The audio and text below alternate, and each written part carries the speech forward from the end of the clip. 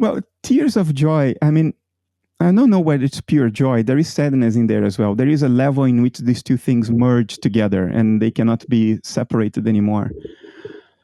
But there is a song that was very important in my youth after my father died.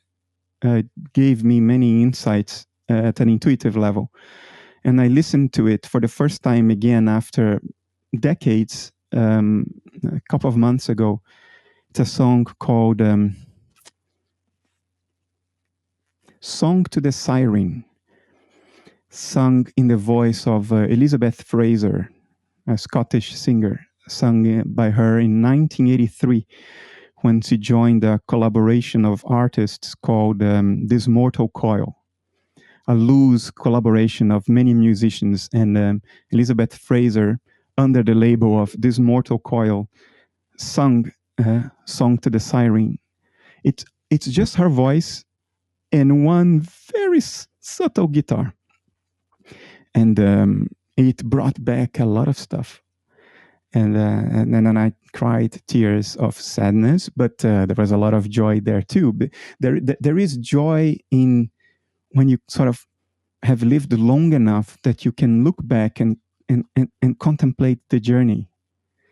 You know, and so even the parts of the journey that entailed great suffering, from the perspective that you gain at some point when you look back, you understand that even those are part of the painting of your life. Those are necessary components. And you start falling in love for your suffering. I don't know how to explain this to you, but this is the effect I had when I listened to that song.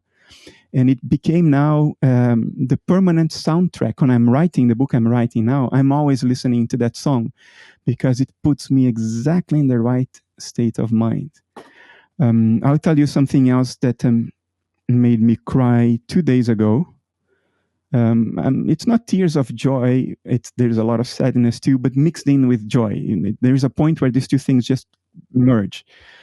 There is another song, pop song as well, by an English rock band called James. And the song is called Moving On. And there is a video clip made for that song using dolls made of threads. And it's a sublime work of art. It's impossible not to cry watching that video clip. It's not like the song is super sad. No, the effect, the gestalt effect of the animation with the song and the lyrics it's impossible not to cry. Just give it a go. James, Moving On. It's a video clip with yellow dolls made of threads, and the artist humanized those dolls almost to a spiritual level. It's amazing, and there is the best representation of God ever produced in art in that video clip. Look for it, and you shall find. I will check that out.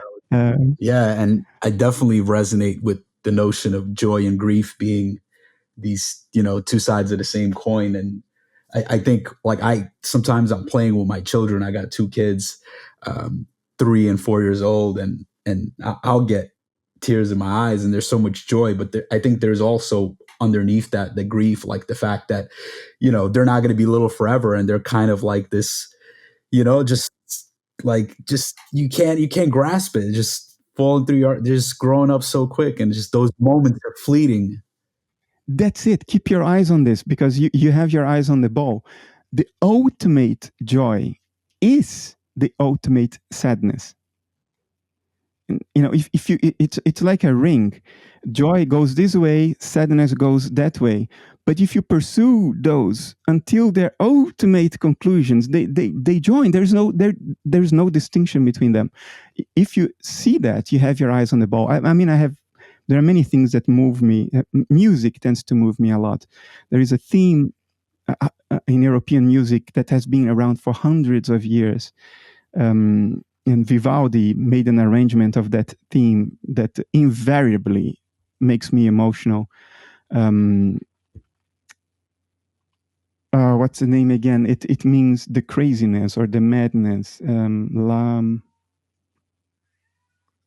La folie. La Folie is a theme that we don't know who authored it, but it has been in European music for hundreds of years, and Vivaldi made a version of it. that is just crushing, crushing in a wonderful, beautiful way.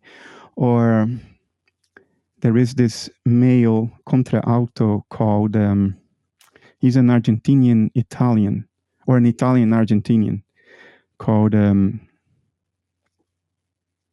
Franco Fagioli. And there is a symphony by Vinci, not Da Vinci, Vinci, the composer.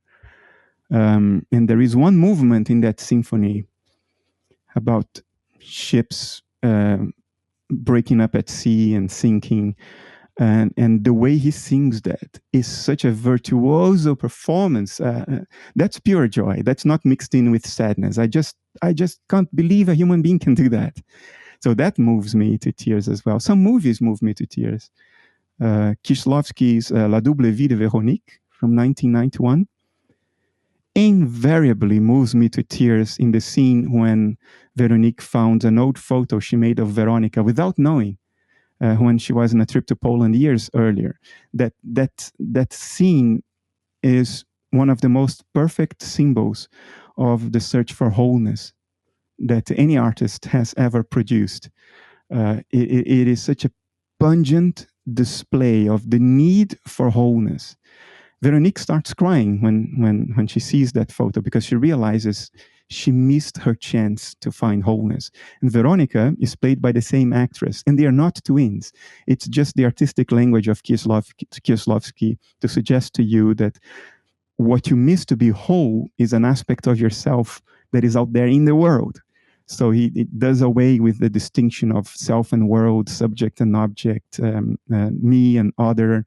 It mixes it all up, which is the reality of the situation. But that movie conveys this very, very clearly if you've been paying attention and following the movie as opposed to doing social media at the same time.